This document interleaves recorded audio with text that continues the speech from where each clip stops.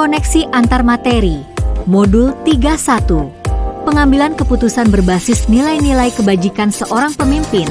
Saya Ayang Palupi Andwandaka Sari, calon guru penggerak angkatan 11 kelas 277B dari Kabupaten Ngawi.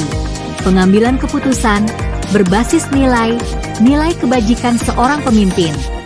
Pada kesempatan ini saya ingin mencoba mengulas kembali tentang pengambilan keputusan berbasis nilai-nilai kebajikan sebagai seorang pemimpin. Namun sebelumnya saya kutipkan kalimat bijak berikut ini untuk menjadikan renungan bagi kita bersama. Mengajarkan anak menghitung itu baik, namun mengajarkan mereka apa yang berharga utama adalah yang terbaik. Teaching kids to count is fine, but teaching them what counts is best. Bob Talbert.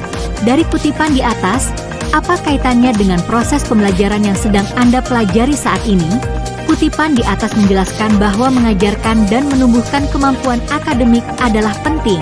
Namun membentuk karakter dan moral anak jauh lebih penting. Pemberdayaan potensi peserta didik diarahkan untuk membangun karakter pribadinya sehingga dapat menjadi individu yang bermanfaat bagi diri sendiri dan lingkungannya. Kaitan antara kutipan tersebut dengan proses pembelajaran yang sedang saya pelajari saat ini adalah sebagai pemimpin pembelajaran kita harus mengedepankan etika sebagai dasar dalam pengambilan keputusan karena bersumber dari nilai-nilai kebajikan universal. Selain itu, keputusan yang kita ambil haruslah berpihak pada murid dan harus bertanggung jawab. Bagaimana nilai-nilai atau prinsip-prinsip yang kita anut dalam suatu pengambilan keputusan dapat memberikan dampak pada lingkungan kita? Terdapat 3 prinsip yang kita anut dalam pengambilan keputusan, yaitu berpikir berbasis hasil akhir, berpikir berbasis peraturan, dan berpikir berbasis rasa peduli. Penggunaan prinsip-prinsip tersebut dalam pengambilan keputusan disesuaikan dengan kondisi yang dihadapi. Namun demikian, apapun prinsip yang digunakan haruslah bersumber dari nilai-nilai kebajikan universal yang berpihak pada murid dan dapat dipertanggungjawabkan sehingga nantinya keputusan yang diambil akan memberikan dampak yang positif bagi lingkungan kita. Bagaimana Anda sebagai seorang pemimpin pembelajaran dapat berkontribusi pada proses pembelajaran murid dalam pengambilan keputusan Anda? Sebagai seorang pemimpin pembelajaran kita harus peka terhadap fenomena yang terjadi di sekolah kita dan harus mampu memberikan kontribusi dalam pengambilan keputusan utamanya dalam proses pembelajaran murid. Keputusan yang diambil haruslah sesuai dengan dasar pengambilan keputusan, yaitu berpihak pada murid, bersumber pada nilai kebajikan universal, dan bertanggung jawab. Dengan demikian secara tidak langsung kita telah memberikan contoh dan teladan kepada murid bagaimana mengambil keputusan yang bijak, arif, dan bertanggung jawab. Menurut Anda, apakah maksud dari kutipan ini jika dihubungkan dengan proses pembelajaran yang telah Anda alami di modul ini? Jelaskan pendapat Anda. Education is the art of making man ethical. Pendidikan adalah sebuah seni untuk membuat manusia menjadi berperilaku etis. Georg Wilhelm Friedrich Hegel. Maksud dari kutipan di atas jika dihubungkan dengan pembelajaran yang telah saya alami pada modul ini adalah modul ini mengajarkan kita bagaimana kita menjadikan murid-murid kita menjadi berperilaku etis melalui pengambilan keputusan yang bersumber pada nilai kebajikan universal. Berpihak pada murid dan bertanggung jawab. Georg Wilhelm Friedrich Hegel. Panduan pertanyaan untuk membuat rangkuman kesimpulan pembelajaran. Koneksi antar materi. Bagaimana pandangan Ki Hajar Dewantara dengan filosofi Pratatriloka memiliki pengaruh terhadap bagaimana sebuah pengambilan keputusan sebagai seorang pemimpin pembelajaran diambil? Filosofi Pratatriloka khususnya Ingarso Sungtulada memberikan pengaruh yang besar dalam mengambil keputusan sebagai pemimpin pembelajaran. KHD berpandangan bahwa sebagai seorang guru, itu harus memberikan tauladan atau contoh praktik baik kepada murid. Dalam setiap pengambilan keputusan, seorang guru harus memberikan karsa atau usaha keras sebagai wujud filosofi Pratatriloka ing madyo mangun karsa, dan pada akhirnya guru membantu murid untuk dapat menyelesaikan atau mengambil keputusan terhadap permasalahannya secara mandiri. Guru hanya sebagai pamong yang mengarahkan murid menuju kebahagiaan. Hal ini sesuai dengan filosofi Pratatriloka Tutwuri Handayani. Bagaimana nilai-nilai yang tertanam dalam diri kita. berpengaruh kepada prinsip-prinsip yang kita ambil dalam pengambilan suatu keputusan. Seorang guru penggerak memiliki nilai, diantaranya berpihak pada murid, mandiri, reflektif, kolaboratif, inovatif, nilai-nilai yang akan membimbing dan mendorong pendidik untuk mengambil keputusan yang tepat dan benar. Nilai-nilai positif tersebut seperti mandiri, reflektif, kolaboratif, inovatif, serta berpihak pada murid. Nilai-nilai tersebut merupakan prinsip yang dipegang teguh ketika kita berada dalam posisi yang menuntut kita untuk mengambil keputusan dari dua pilihan yang secara logika dan rasa keduanya benar, berada situasi dilema etika, benar versus benar, atau berada dalam dua pilihan antara benar melawan salah, bujukan moral, yang menuntut kita berpikir secara seksama untuk mengambil keputusan yang benar. Keputusan tepat yang diambil tersebut merupakan buah dari nilai-nilai positif yang dipegang teguh dan dijalankan oleh kita. Nilai-nilai positif akan mengarahkan kita mengambil keputusan dengan resiko yang sekecil-kecilnya. Keputusan yang mampu memunculkan kepentingan dan keberpihakan pada peserta didik.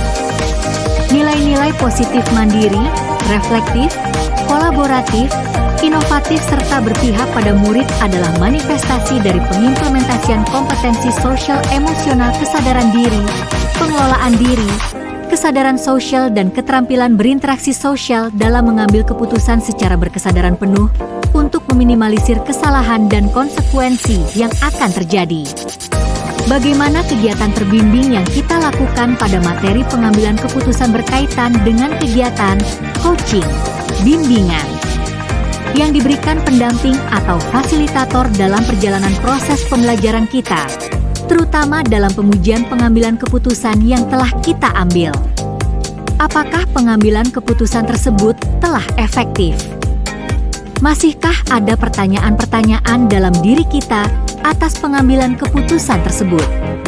Hal-hal ini tentunya bisa dibantu oleh sesi coaching yang telah dibahas pada modul 2 sebelumnya. Coaching adalah keterampilan yang sangat penting dalam menggali suatu masalah yang sebenarnya terjadi, baik masalah dalam diri kita maupun masalah yang dimiliki orang lain. Dengan langkah coaching Tirta, kita dapat mengidentifikasi masalah apa yang sebenarnya terjadi dan membuat pemecahan masalah secara sistematis.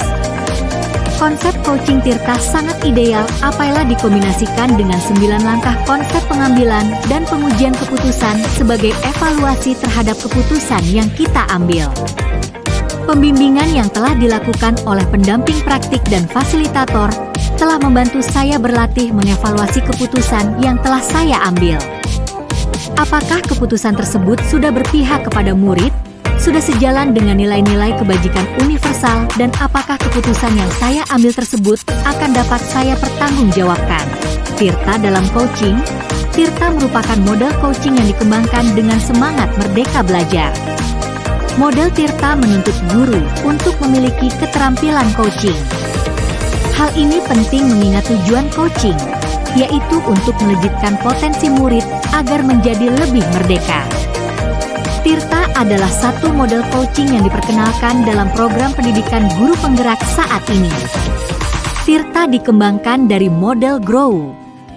GROW adalah akronim dari Goal, Reality, Options, dan Will. Penerapan Tirta, coach perlu mengetahui apa tujuan yang hendak dicapai Coach dari sesi coaching ini. Proses menggali semua hal yang terjadi pada diri Coach. Coach membantu Coach dalam memilah dan memilih hasil pemikiran selama sesi yang nantinya akan dijadikan sebuah rancangan aksi. Komitmen Coach dalam membuat sebuah rencana aksi dan menjalankannya. Goal, tujuan, reality, hal-hal yang nyata, options, pilihan, will, keinginan untuk maju. Tirta akronim dari alur Tirta, 1 tujuan, 2 tanggung jawab, 3 identifikasi, 4 rencana aksi. Bagaimana kemampuan guru dalam mengelola dan menyadari aspek sosial emosionalnya akan berpengaruh terhadap pengambilan keputusan. Sebagai seorang pendidik, kita harus mampu menjembatani perbedaan minat dan gaya belajar murid di kelas sehingga dalam proses pembelajaran murid mendapatkan pembelajaran yang menyenangkan dan sesuai profil belajar mereka masing-masing. itu diperlukan pengambilan keputusan yang tepat agar seluruh kepentingan murid dapat terakomodir dengan baik. Kompetensi sosial dan emosional diperlukan agar guru dapat fokus memberikan pembelajaran dan dapat mengambil keputusan dengan tepat dan bijak sehingga dapat mewujudkan merdeka belajar di kelas maupun di sekolah. Sebagai seorang pendidik, kita harus mampu menjembatani perbedaan minat dan gaya belajar murid di kelas sehingga dalam proses pembelajaran murid mendapatkan pembelajaran yang menyenangkan dan sesuai profil belajar mereka masing-masing. Untuk itu diperlukan pengambilan keputusan yang tepat agar seluruh kepentingan murid dapat terakomodir dengan baik. Kompetensi sosial dan emosional diperlukan agar guru dapat fokus memberikan pembelajaran dan dapat mengambil keputusan dengan tepat dan bijak sehingga dapat mewujudkan merdeka belajar di kelas maupun di sekolah. Bagaimana pembahasan studi kasus yang fokus pada masalah moral atau etika kembali kepada nilai-nilai yang dianut seorang pendidik, keberpihakan dan mengutamakan kepentingan murid dapat tercipta dari tangan pendidik yang mampu membuat solusi tepat dari setiap permasalahan yang terjadi. Pendidik yang mampu melihat permasalahan dari berbagai kacamata dan pendidik yang dengan tepat mampu membedakan apakah permasalahan yang dihadapi termasuk dilema etika ataukah bujukan moral. Seorang pendidik ketika dihadapkan dengan kasus-kasus yang fokus terhadap masalah moral dan etika, baik secara sadar ataupun tidak akan terpengaruh oleh nilai-nilai yang dianutnya. Nilai-nilai yang dianutnya akan mempengaruhi dirinya dalam mengambil sebuah keputusan. Jika nilai-nilai yang dianutnya nilai-nilai positif, maka keputusan yang diambil akan tepat, benar dan dapat dipertanggungjawabkan, dan begitupun sebaliknya jika nilai-nilai yang dianutnya tidak sesuai dengan kaidah moral, agama dan norma, maka keputusan yang diambilnya lebih cenderung hanya benar secara pribadi dan tidak sesuai harapan kebanyakan pihak. Kita tahu bahwa nilai-nilai yang dianut oleh guru penggerak adalah reflektif, mandiri, inovatif, kolaboratif, dan berpihak pada anak didik. Nilai-nilai tersebut akan mendorong guru untuk menentukan keputusan masalah moral atau etika yang tepat sasaran, benar, dan meminimalisir kemungkinan kesalahan pengambilan keputusan yang dapat merugikan semua pihak, khususnya peserta didik. Bagaimana pengambilan keputusan yang tepat? Tentunya berdampak pada terciptanya lingkungan yang positif, kondusif, aman, dan nyaman. Pengambilan keputusan yang tepat terkait kasus-kasus pada masalah moral atau etika hanya dapat dicapai jika dilakukan melalui 9 langkah pengambilan dan pengujian keputusan.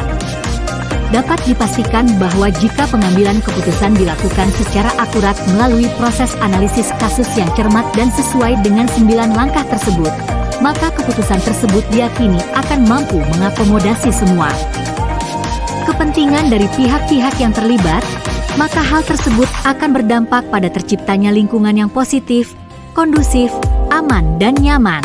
Selanjutnya, apakah kesulitan-kesulitan di lingkungan Anda yang sulit dilaksanakan untuk menjalankan pengambilan keputusan terhadap kasus-kasus dilema etika ini? Apakah ini kembali ke masalah perubahan paradigma di lingkungan Anda? Jawaban saya yaitu iya. Kesulitan muncul karena masalah perubahan paradigma dan budaya sekolah yang sudah dilakukan selama bertahun-tahun. Di antaranya adalah sistem yang kadang jika memaksa guru untuk memilih pilihan yang salah atau kurang tepat dan tidak berpihak kepada murid. Yang kedua, tidak semua warga sekolah berkomitmen tinggi untuk menjalankan keputusan bersama. Yang ketiga, keputusan yang diambil kadangkala tanpa sepenuhnya melibatkan guru sehingga muncul banyak kendala-kendala dalam proses pelaksanaan pengambilan keputusan. Dan pada akhirnya, apakah pengaruh pengambilan keputusan yang kita ambil ini dengan pengajaran yang memerdekakan murid-murid kita? Pengaruh tersebut dapat baik dan dapat juga buruk. Pengambilan keputusan yang menerapkan 9 langkah pengambilan keputusan dan mempertimbangkan beberapa nilai memusatkan pada kebaikan siswa tentu akan menjadi dampak yang positif bagi siswa. Dengan demikian, guru sebagai pemimpin pembelajaran harus memusatkan perhatian dalam pengambilan keputusan kepada kepentingan siswa. Sebagai guru, tentu tujuan kita adalah menjadikan siswa generasi yang dapat kita andalkan dalam masa depan. Sehingga apapun keputusan yang kita ambil, kita juga harus menjadikan kebaikan bagi siswa kita sebagai pertimbangan utama. Bagaimana seorang pemimpin pembelajaran dalam mengambil keputusan dapat mempengaruhi kehidupan atau masa depan murid-muridnya? Ketika guru sebagai pemimpin pembelajaran melakukan pengambilan keputusan yang memerdekakan dan berpihak pada murid, maka dapat dipastikan murid-muridnya akan belajar menjadi orang-orang yang merdeka, kreatif, inovatif. Dalam mengambil keputusan yang menentukan bagi masa depan mereka sendiri.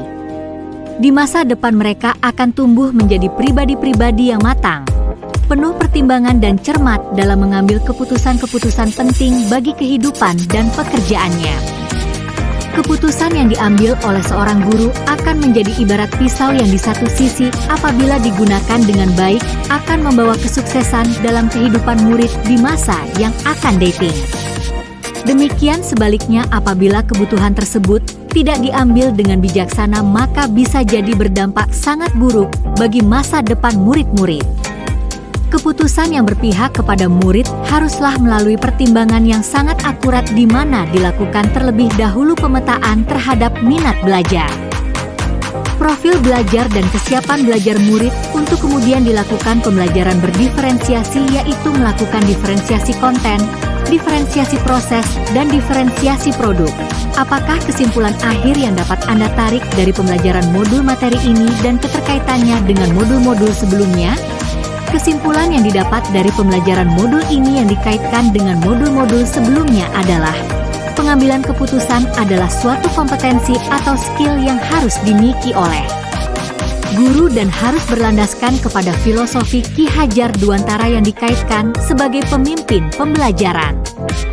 Pengambilan keputusan harus berdasarkan pada budaya positif dan menggunakan alur baja yang akan mengantarkan pada lingkungan yang positif, kondusif, aman dan nyaman, well-being. Dalam pengambilan keputusan seorang guru harus memiliki kesadaran penuh, mindfulness, untuk menghantarkan muridnya menuju profil pelajar Pancasila. Dalam perjalanannya menuju profil pelajar Pancasila, ada banyak dilema etika dan bujukan moral sehingga diperlukan panduan 9 langkah pengambilan dan pengujian keputusan untuk memutuskan dan memecahkan suatu masalah agar keputusan tersebut berpihak kepada murid demi terwujudnya merdeka belajar.